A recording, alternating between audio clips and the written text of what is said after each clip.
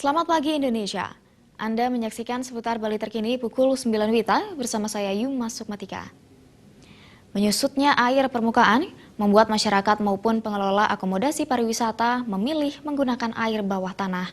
Jika situasi ini dibiarkan, akan berdampak terhadap lingkungan khususnya pertanian yang sangat membutuhkan air untuk berproduksi. Sekretaris Dewan Pimpinan Daerah Himpunan Kerukunan Tani Indonesia Provinsi Bali, Dewo Nyoman Sudite memaparkan, pemanfaatan air tanah di Bali dewasa ini semakin memprihatinkan. Dirinya juga mengatakan tidak ada air tidak akan ada pertanian, tidak ada pertanian tidak akan ada makanan, tidak ada makanan tidak akan ada kehidupan. Hal tersebut jelas menggambarkan betapa pentingnya air dalam kehidupan manusia.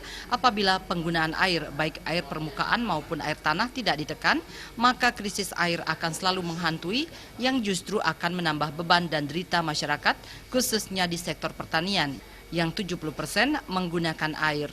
Untuk meminimalisir terjadinya hal tersebut, masyarakat bersama dengan pemerintah harus saling bersinergi menjaga lingkungan, khususnya di hulu dengan melakukan reboisasi.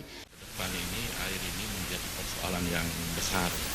Kalau kita tidak sikapi dari sekarang, bagaimana cara kita air ini? Ada dua hal yang menurut pandangan saya. Kenapa menurunnya ketersediaan air ini? Pertama, memang sumbernya sudah menurun. Sumbernya menurun ini dia akibatkan oleh ulah kita semua. Terjadinya penebangan, penggundulan hutan-hutan sehingga secara alamiah resapan-resapan air di hulu itu sudah mulai berkurang. Kemudian yang kedua adalah kebutuhan kita yang semakin kompleks. Selain pertanian, kebutuhan air ini juga untuk jumlah penduduk yang semakin banyak, terutama terkonsentrasi di kota-kota besar. Dewo Nyoman Sudite menambahkan, jika air tanah dimanfaatkan secara berlebihan dan dalam jangka waktu lama, akan menimbulkan masalah lingkungan, yakni kekeringan.